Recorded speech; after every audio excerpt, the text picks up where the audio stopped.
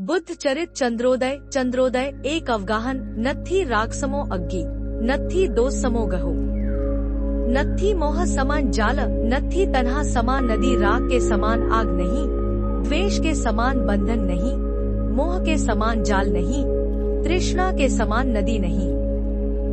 दम के वशीभूत तथाकथित कर्मकांडी जब यह उद्घोषित कर रहे थे कि सारा संसार देवताओं के अधीन है, देवता मंत्रों के अधीन है और मंत्र भूर्सी भक्षक भूसुरों के अधीन है, तब तथागत आए और उन्होंने देवताओं, मंत्रों और कर्मकांडी पुरोधाओं की दिमागी गुलामी से भारत और विश्व को मुक्त करने का कल्पांतकारी और सार्थक प्रयास किया। 33 करोड़ देवताओं को एक ही झटके में झकझोर दिया। ब्राह्मण दर्शन के जड़ीभूत आत्मवाद को उखाड़ फेंका। जड़वादी चारवाक के स्थूल भोगवाद की दास्ता भी उन्हें रास नहीं आई। सत्य उनके लिए प्रवाह का एक सिलसिला है। एक ही नदी में हम 2 बार पाँव नहीं रख सकते। हर क्षण हर लहर बदल जाती है, हर क्षण दीपक की लौ बदलती है, हर बार नए केश उगते हैं। वही पत्ते नहीं फूटते पर उसी तरह के फूटते हैं। कुछ भी यथावत नहीं रहता। आत्मा शाश्वत ब्रह्मा जैसा कोई निर्विकार तत्व नहीं है। इसी उन्होंने पुरोहितों द्वारा रचित खूनी कर्मकांड और वर्णवाद को चुनौती दी। वे केवल गोब्राह्मण के लिए नहीं आए, सबके सफीना और साहिल बनकर आए। दुख, दुख समुदय, दुख निरोध, दुख निरोधक प्रतिपदा, अनात्म पंच स्कंध के परे निर्वाण की तृष्णा मुक्त स्थिति का उद्घाटन किया। प्रतीत्य समुत्पाद के 12 अंगों के परे निर्वाण है जो जीते जी ही प्राप्य है। यह मंजिल मध्यम मार्ग से प्राप्त की जा सकती है। कहते हैं बुद्ध एक बार चले जा रहे थे। पनघट पर कुछ स्त्रियां वीणा साध रही थी।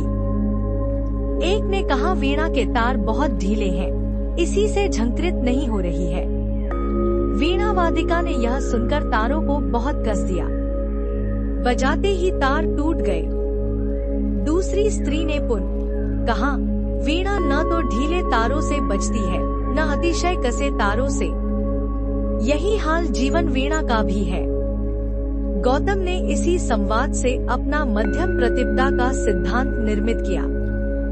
प्रसाद ने स्कंदगुप्त नाटक में लिखा है, अहंकार मूलक आत्मवाद का खंडन करके भी गौतम ने विश्वात्मवाद का खंडन नहीं किया, अन्यथा इतनी करुणा की क्या आवश्यकता होती।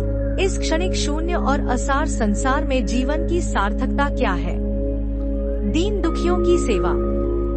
यदि तुम एक भी रोते हुए हृदय को हंसा सके तो सैकड़ों स्वर्ग तुम्हारे हृदय में मुस्कुराने लगेंगे। मिथ्या भयों और कर्मकांडों से नहीं, शील, सदाचार और प्रज्ञा से मनुष्य का उत्कर्ष होता है। बुद्ध, महावीर और कबीर किसी के अवतार, देवदूत या एलची बनकर नहीं आए। वे धरती की माटी के ही चरम और परम प्रकर्ष है। महानता देवताओं का ही पट्टा नहीं है। सुशील मनुष्य देवताओं से कहीं अधिक महान है। वह काल्पनिक कल्पत्रु का कुसुम नहीं, वरन पंकज है। पंख का उत्कृष्ट उत्कर्ष है। श्री विनीत विक्रम बौद्ध ने ऐसे ही महापुरुष को अपना काव्यनायक बनाया है। बुद्धचरित चंद्रोदय अपने श्लेषार्थ में पूरी तरह सार्थक है।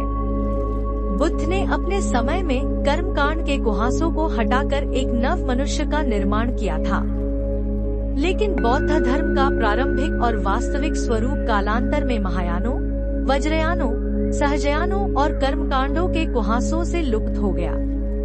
उसे खोजकर पुनर्निर्मित और पुनर्स्थापित करने का जैसा भगीरथ प्रयास राहुल सांकृत्यायन, आनंद कौशल्यायन, भिक्खु धर्मरक्षित, डॉ. जगदीश काश्यप, धर्मानंद कोसंबी और बाबा साहेब डॉ. अम्बेडकर ने गद्य के माध्यम से किया है, वैसा ही रचनात्मक प्रयास विनीत विक्रम बौद्ध ने काव्य के माध्यम से किया है, ताकि शांत, सकरुण, सुशील और सुप्रज्ञ नव मानव का निर्माण हो सके। यही बुद्धचरित चंद्रोदय के सृजन का महत्व प्रयोजन है। बुद्धचरित चंद्रोदय अश्वघोष के बुद्धचरित और एडविन आर्नोल्ड के लाइट ऑफ एशिया से प्रेरित होकर भी उनसे भिन्न है। क्योंकि वह दैवी चमत्कारों और मिथ्यामिथकों से बहुत दूर तक आजाद है। एक और वह प्रेम काव्यों की तरह सीमित जीवन का काव्य नहीं है, तो दूसरी ओर वह कोरा चरित काव्य भी नहीं है। तीसरे वह वर्णाश्रम धर्म संस्थापक, गोदविज प्रतिपालक आचार्य रामचंद्र ब्रांड कथानायक की प्रशस्ति गाथा बनकर भी नहीं रह गया है। यहाँ बुद्ध धरातलों से उठते हुए लोक नायक के रूप में उजागर किए गए हैं। वह प्रिय प्रवास की तरह एकार्थक काव्य रूप बनकर नहीं रह गया है। साकेत की तरह उसकी कथा एक साकेत के खूंटे से बंध कर चक्रमित नहीं होती। कवि को केवल भावुक होकर रह जाना ही यथेष्ट नहीं है, उसमें वैचारिक तत्वों का भी सम्यक समावेश होना चाहिए। बुद्धचरित चंद्रोदय में भावना, विचारणा, संतुलित कल्पना के साथ शील का भी सक्रिय समन्वय है, रचनात्मक सामंजस्य है। साकेत मूलतः उर्मिला का विरह काव्य है, जिसे हठात राम सीता काव्य बनाया गया है। बीच बीच में छायावादी गीतों का सहारा लिया गया है। चंद्रोदय में गीतों के टुकड़े नहीं ठूसे गए हैं। इसी से वह प्रिय प्रवास और साकेत के शिल्प से कहीं आगे का प्रौढ़तर आविष्कार और रचनात्मक अन्वेषण है।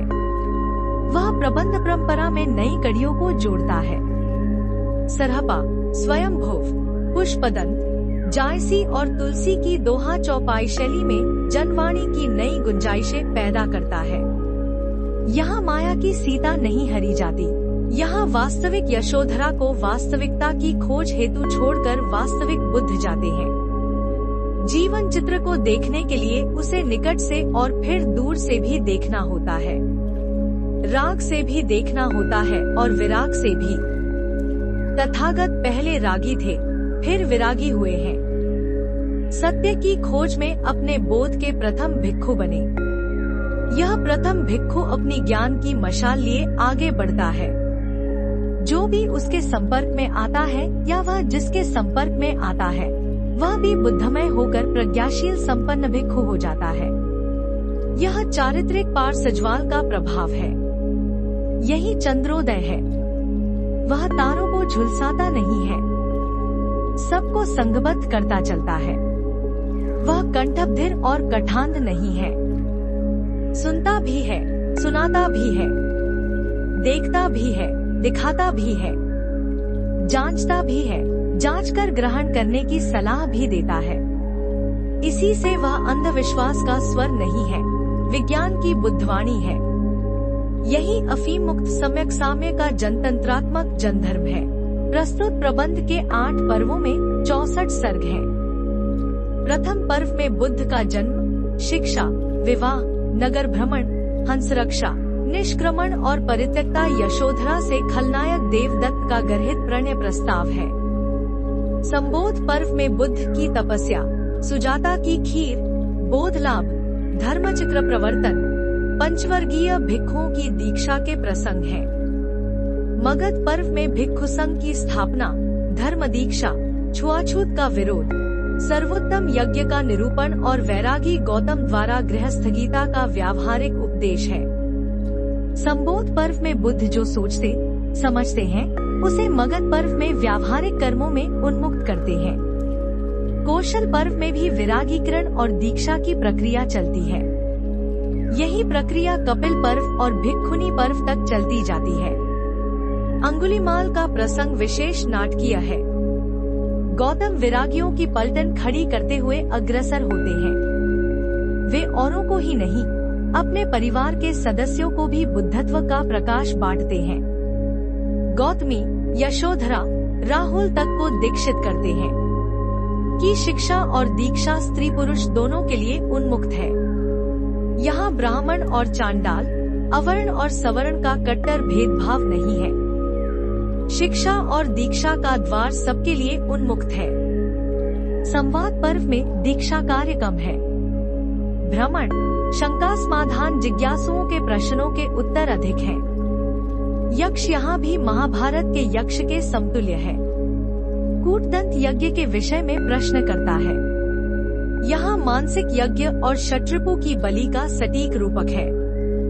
अश्वलायन वर्णवाद के प्रश्न उठाता है। बुद्ध वर्ण विभाजन को बनावटी बताते हैं। ऊंच नीच का भेद प्राकृतिक नहीं है। आग अग्निहोत्र की हो, चूल्हे की हो, चिता की हो, पर वह आग ही होती है। मनुष्य मनुष्य ही होता है, चाहे रूप, रंग, वंशवृत्ति कुछ भी हो। यही हमें आगे जाने वाले संतों और भक्तों विशेषकर कबीर पंथियों के वर्ण विरोध का बीज मिलता है।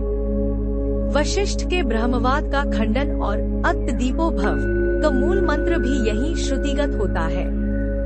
संवादिक द्वंद्व की शैली सुकरात के पूर्व बुद्ध में ही मिलती है। हीगेल और मार्क्स यहाँ प्रच्छन्न है। मंच पर बुद्ध लोकनायक है तो देवदत्त खलनायक। भिक्षु होने के बाद भी वह अहंकार, ईर्ष्या और द्वेष से मुक्त नहीं हो पाता। मुंह की मुंह पर मुंह की खाने के बाद भी कूटनीति चलता रहता है। यही बुद्ध और प्रतिबुद्ध का द्वंद्व है। यही है द्वंद्वमय निर्द्वंद्वता। उत्तर पर्व बुद्ध की भीतरी और बाहरी महाभारत का शांति पर्व है। इसमें मौदगल्याण, सेठ सुदत्त, सारिपुत्र, यशोधरा, प्रजापति और अंत में बुद्ध का महाप्रनिर्वाण होता है। निर्वाण के बाद और निर्वाण में कुछ भी घटित नहीं होता, क्योंकि सारे राग विराग शून्यत्व को प्राप्त हो जाते हैं, बुझ जाते हैं। यहाँ आकर कामदी भी खत्म हो जाती है और त्रासदी भी चूक जाती है। निर्वाण पूर्ण निर्वेद का पर्याय हो जाता है। निर्वाणी निर्वेद में प्रेम, घृणा, काम, क्रोध, पाप, पुण्य, रूपरस, गंध, स्पर्श, आशा, निराशा, भय, विस्मय सभी पर्यवसित हो जाते हैं। इसी से यह रसांत न होकर विरागियों का रसराज है। श्रृंगार रागियों का रसराज है तो निर्वेद बुद्धों का करुणावलित रसराज है। यह अंधतृष्णा का बाजीकरण और अंधसत्ता का नाजीकरण नहीं है। यह जनयत्ता का शांत, सौम्य स्वराजीकरण और समाजीकरण है। प्रच्छन्न अंतकरण का प्रबुद्धीकरण है, प्रकटीकरण है। वस्तुतः काव्य केवल भावयोग नहीं है। भावयोग के साथ वह विचार, योग और सार्थक शब्द शिल्प योग भी है।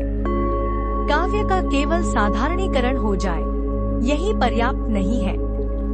उसका संघीकरण और विविध चरित्रों तथा विविध प्रकार के पाठकों के साथ सास्तित्व सह मानसीकरण होता है।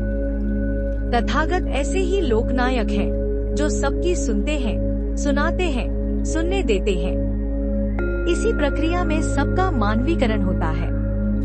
सभी अपने ढंग से करुणा, मैत्री, राग, विराग का सक्रिय समीकरण आचरित करते हैं। यही सरस, सुशील प्रज्ञीकरण है, स्वदीपीकरण है। इसके हेतु कवि का भावपूर्ण और मार्मिक स्थलों की पहचान के साथ तार्किक और बौद्धिक स्थलों की पहचान भी होनी चाहिए। चंद्रोदय के कवि में मार्मिक बोध के साथ वैचारिक बोध की भी क्षमता है। कोरी भावुकता और कोरी बौद्धिकता नहीं है। दोनों के मिलन से ही चंद्रोदय निर्मित होता है। भयो प्रकाशित काव्य महाना, चंद्रोदय सम सोई जहाना, यह शांत और करुण से पुष्ट है। प्रथम भिक्षु के साथ जितने भी और भिक्षु भिक्षुनियां हैं, सब चांदनी में डूबे हुए होकर भी, अत्तदीप से दीपित होते हुए भी संघीकरण से युक्तियुक्त है। और तो और अंगुलिमाल जैसे लोगों का भी इस चंद्रोदय में मिलन और उन्मीलन होता है। देवदत्त राहु है पर ग्रहण का प्रभाव मात्र है, उनका भी उपयोग है। यह चिन्मय चंद्रोदय है। प्रज्ञापारक गंधकशीलादि के रचनात्मक मिश्रण से यह चंद्रोदय बनते बनते बनता है, बना है। निरंतर 45 वर्ष के सचेष्ट काव्य योग का यह प्रौढ़ एवं प्रांजल प्रतिफल है। विरागी पर करुणा मूर्ति गौतम और एक निष्ठ प्रेम की देवी मंजुगोपा का मिलन, स्वतः तथागत द्वारा उसका बखान अपने आप में कविता की भी कविता है, श्रृंगार का भी श्रृंगार है। तिरस्कार नहीं, परम परिष्कार है। वह तरंग लोल है, अबोल व्यथा कथा है, पर कहीं भी अमर्यादित नहीं है। यह मुक्ता भाषा की भी भाषा है, व्यंग्य का भी व्यंग्य है, रस का भी पारत प्ररस है। चित चाह रही बहु बोलन की, तिय बात न एकहु बोली सकी। अभिलाष रही उर खोलन की, मुख मुख न अंतहु खोली सकी। पिय ठाड़ रहे कही बैठन को, जड़ जीव न विक्रम डोली सकी। कहे जो ही सकी मुख जात समय, जो पायन दीठी टटोली सकी। यहाँ भाव, विभाव, अनुभाव, संचारी भाव किसी का तिरस्कार नहीं है। राग का यह परिष्कार विराग का श्रृंगार है और विराग का यह पावन राग का सप्तम स्वर है, जीवंत निर्वाण है। तभी तो तथागत को कहना पड़ा, तासु त्याग तब संबल पावा। ऐसा विरागमय राग और रागमय विराग ही निर्वाण और निर्वाण का पाथेय है, संबल है। अजंता की गुफा में एक चित्र है। प्रथम भिक्खु गौतम राहुल को भिक्षा में मांग कर लिए जा रहे हैं। मूक यशोधरा उन्हें दूर से दूर जाते देख रही है।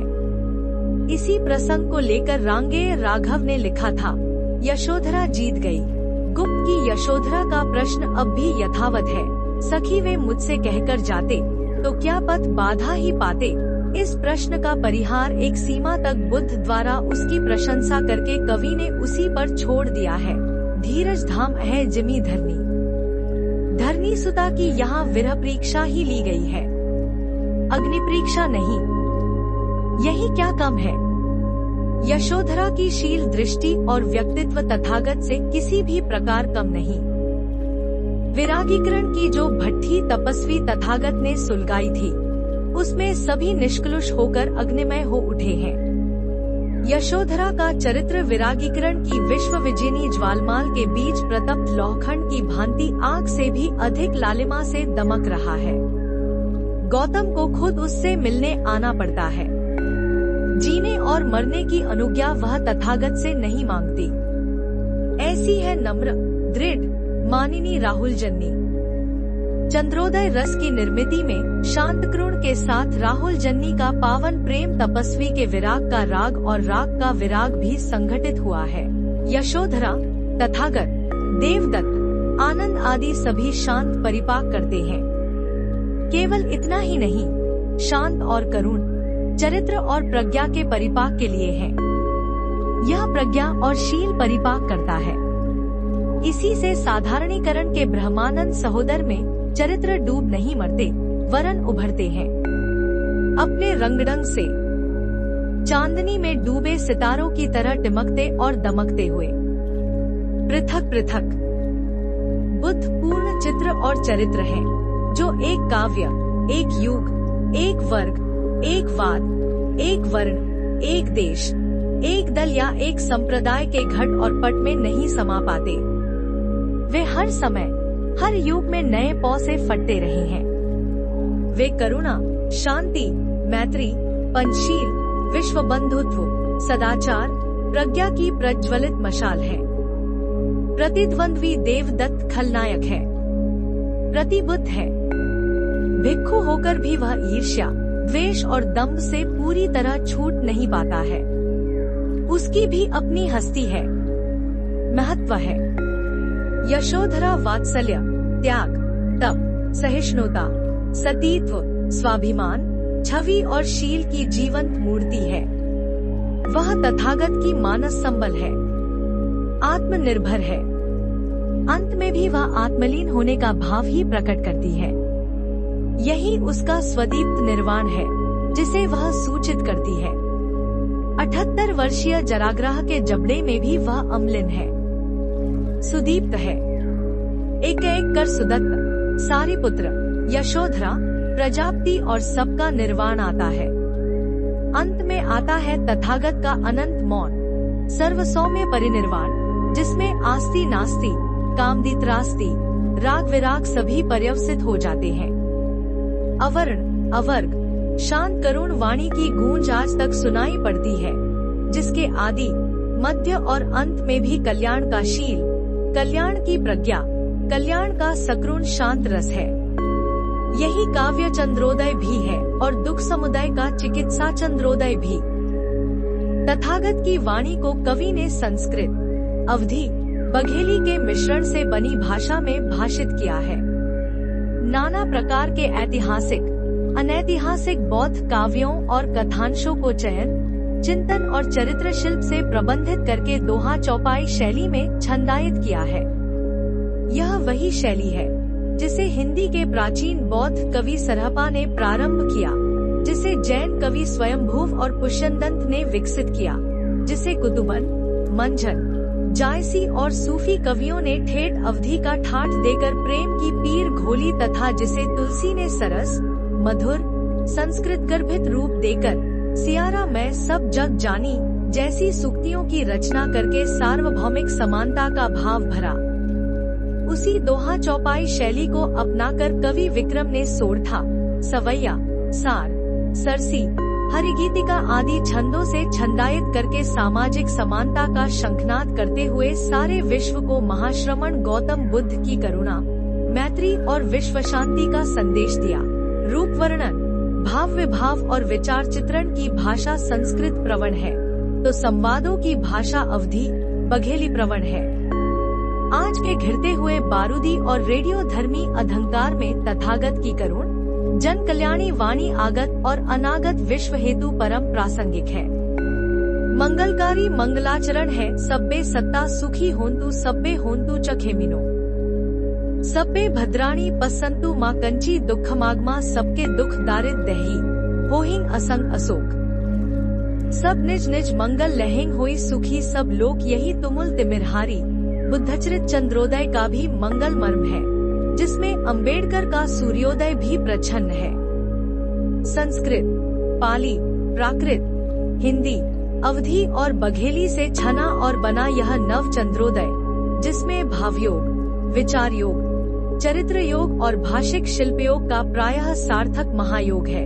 यह जीवन मरण का महाकाव्य, जीवन मरण की भांति ही सरस, विरस, मधुता, कटुता, रस अलंकारों, मुहावरों और वक्रोक्तियों की चमत्कारिता के साथ सर्व चाक्षुष है। प्रज्ञा पारद पाई सुजातु, गंधक सील समाधि सुधातु, बार बार बहु सोधी बनावा, चंद्रोदय रस नाम धरावा, करी रस पाक कुशल कविराजू, भेषज कीन भुवन सरताजू विकृत राजनीति, नीम हकीमों की चालू वर्णनीति, और अब समाज नीति जन्य बारूदी वज्र मूर्खता की कूटनीतियों से उत्पन्न विकृतियों से जूझने के लिए यह प्रबुद्ध काव्य चंद्रोदय भी है और चिकित्सा चंद्रोदय भी। इन सबको सूझबूझकर, इन सब से जूझकर निर्गत हुआ है यह करुणशांत बुद्ध चरित चंद्रोदय। आदित्य प्रताप सिंह।